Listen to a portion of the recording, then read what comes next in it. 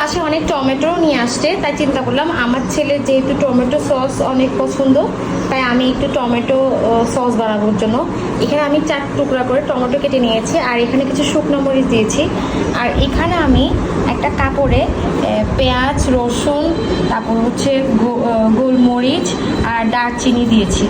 ঠিক আছে, এবার দেখাচ্ছি আমি এটাকে কী করব। ভালো করে বন্ধ করে এই পোটলাটাকে আমি এখানে দিয়ে দিব।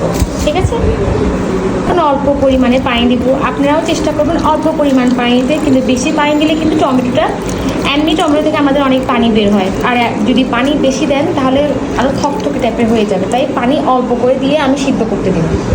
আমি এখন এভাবে ঢাকনা দিয়ে এটাকে কিছুক্ষণ সিদ্ধ করব। আমার টমেটোগুলো সিদ্ধ হয়ে যাওয়ার পরে আমি ঠান্ডা করে নিয়েছি। ঠান্ডা করে নিয়ে নেওয়ার পরে আমি এটা দিয়ে একটু গুঁড়ো দিয়েছি। গুঁড়ো দেওয়ার পরে এগুলো সবগুলো পিলগুলো সব তুলে নিয়েছি। নিজে নিজে উঠে গিয়েছিল, তাই আমি তুলে নিয়েছি। আর যে পেঁয়াজ রসুনের একটা পোটলা ছিল ওটাও বের করে নিয়েছি। এটা হচ্ছে এখন আমার টমেটোর পিউরিটাকে আমি এখন ব্লেন্ডারে নিচ্ছি। এগুলোকে আমি ভালো করে ব্লেন্ডার করে নিব। পিউরিটা ব্লেন্ড করার পরে আমি এখন কিছুক্ষণ মিডিয়াম আছে এটা জাল করব। আর দেখতে পাচ্ছেন ওই পোটলাটা কিন্তু আমি আবার দিয়েছি। ওই যে পেঁয়াজ রসুনের যে পোটলাটা ছিল ওটা কিন্তু আমি এখনো ফেলে দিইনি, যাতে এটার সাথে কিছুক্ষণ এটা থাকবে। আর আমি কিছুক্ষণ একটা জাল দেব। ব্লেন্ড করার পর একদম কি সুন্দর পিউরি হয়ে গেছে। এখন এখানে লবণ দিব,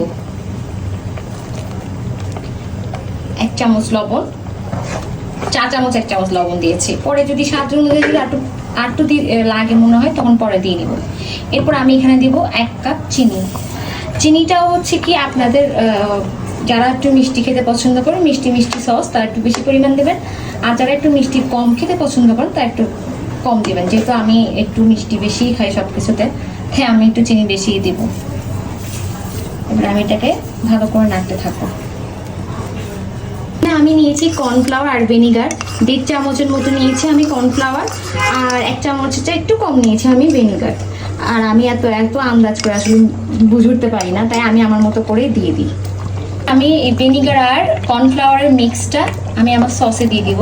এটা সসে দেওয়ার মানে হচ্ছে সসটা একটু জমাট হবে, একটু ঘন হতে হবে। ঘন না হলে তো আপনার সস খেয়ে মজা পাবেন না, তাই।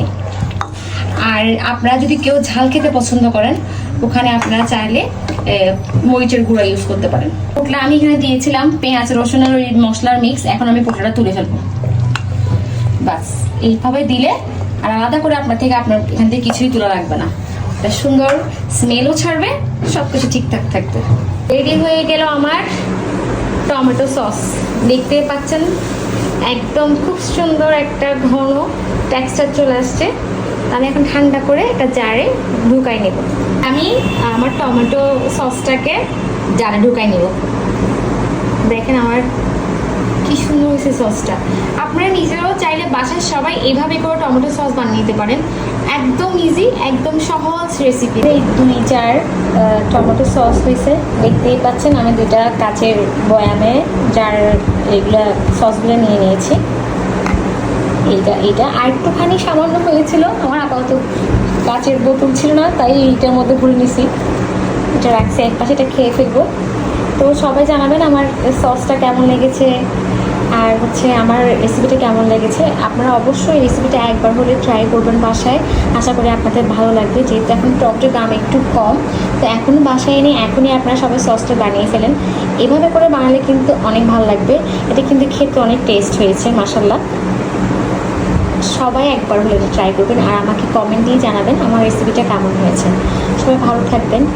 আল্লাহ হাফেজ, আসসালামু আলাইকুম।